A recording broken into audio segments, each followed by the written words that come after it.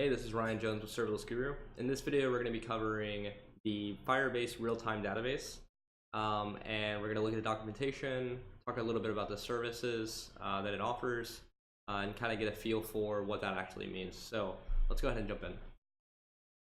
So the Firebase Realtime Database allows you to store and sync data in real time, kind of as the name suggests. So it's made for real-time syncing of JSON data. So what that means is that, let's say you just have an object. Inside that object, you have name and age. Let's say that every user name and age is being publicly shared for some weird reason. Then what would happen is that if you didn't have this service and you didn't write your own solution, when someone updates their version, then the user would manually have to refresh the page and kind of see this happen. Yeah, they would have to come up with some other solution to handle this. GraphQL has things like subscriptions. A lot of other services now have things like subscriptions. What this does is it syncs that data across all of your devices and all of your users, so that every user can kind of get that same information. So this real-time syncing makes it easy for users to access data from every device. This could be a website, this could be on your computer, or it could be on a mobile phone.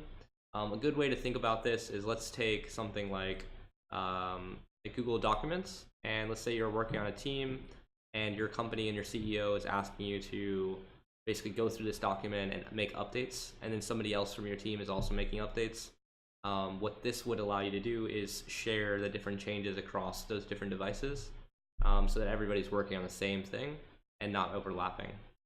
Also build serverless apps, right? So what serverlessguru, what we do here is teach about serverless and the different ways that you can go about it. So why I like the Firebase stack a lot is because it offers a lot of different solutions for a lot of different cases, where you would normally have to revert back to using something like a server and more a kind of an older solution for the exact same problem. This is a it's an old problem, but they've kind of wrapped it with a new solution, and it solves a purpose. It solves a problem without having to have your own developers or your own team re-architect something that's already been done hundreds or thousands of times. So I like that fact, and that's why I really like the real-time database, is because syncing data across these devices is something that you just need to have inside your apps now. But past that, you also have offline usage. So, I'll use the same example. If you watch the other videos and you know what example this is, imagine you're out in nature, you lose connection, you took some really good photo of like, a deer or something, and you want to basically make sure that everybody on Instagram gets to see that deer, right? It's a really amazing deer, backgrounds, everything perfectly lit, and if you don't have this offline use for your application, that user is probably not going to want to continue using that application that you built, because they weren't able to share what, that moment, that amazing moment with the rest of their friends and things like that. So you don't want to be that application. And so obviously there's other solutions than using Firebase real-time databases to hit off or to get this offline usage. There's actually other Firebase offerings to do this as well. But the thing to understand is that it comes with Firebase Sdk, and with that, with the real-time database SDK, you get a local cache on the device, which can store and serve changes. And then that means that the user can write to that local cache, they can read from that local cache, and then once they get connection back, it'll automatically sync. So very powerful. The last thing is strong user-based security. So the real-time database integrates with Firebase authentication. And it allows you to create simple and intuitive authentication for developers.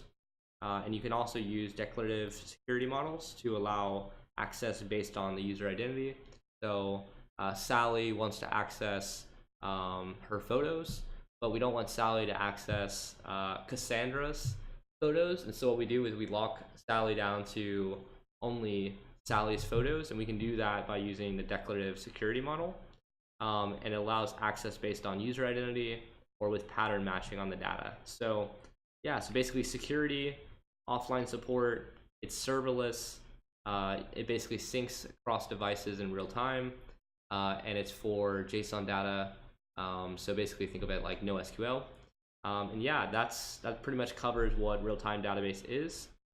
Thanks for watching. This was Serverless Guru. Thanks for watching. This was Ryan Jones with Serverless Guru. I will see you next time.